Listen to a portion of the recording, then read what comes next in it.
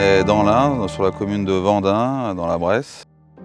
Je suis éleveur bovin allaitant, associé dans le projet de méthanisation à un voisin qui fait de l'engraissement et des céréales.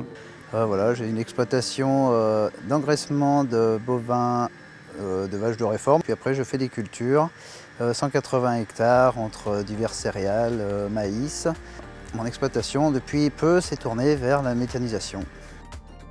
J'y regarde depuis au moins une dizaine d'années. Et puis on était parti à l'époque sur de la cogénération. Et puis en attendant, l'injection gaz a été rendue possible par GRDF.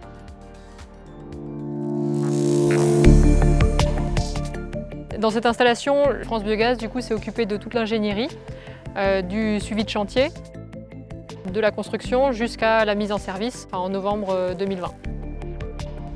Toute la matière première est stockée donc sur une plateforme et on le met dans une trémie. Une trémie à fond mouvant, donc d'une capacité de 110 m3. Dans laquelle on mélange les différents éléments de la ration, quoi. Donc du fumier, des cives et puis des déchets de céréales parfois. L'intérêt des cives, nous, c'est de faire travailler nos sols sans trop de mécanique par la suite. Ça permet de valoriser ces cultures. Après, c'est broyé.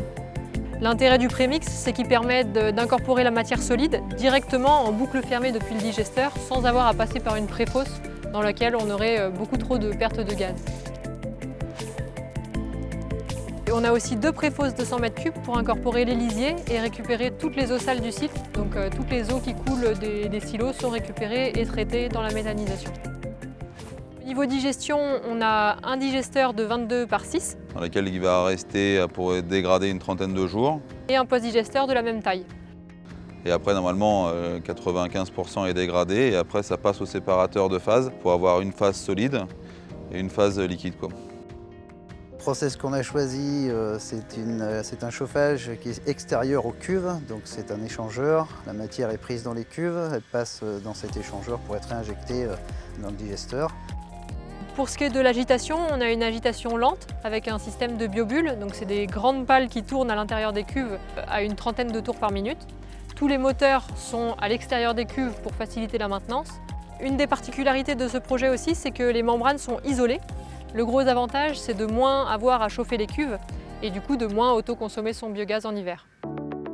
Le gaz, une fois qu'il est produit, c'est un biogaz, il a 53-54% de CH4.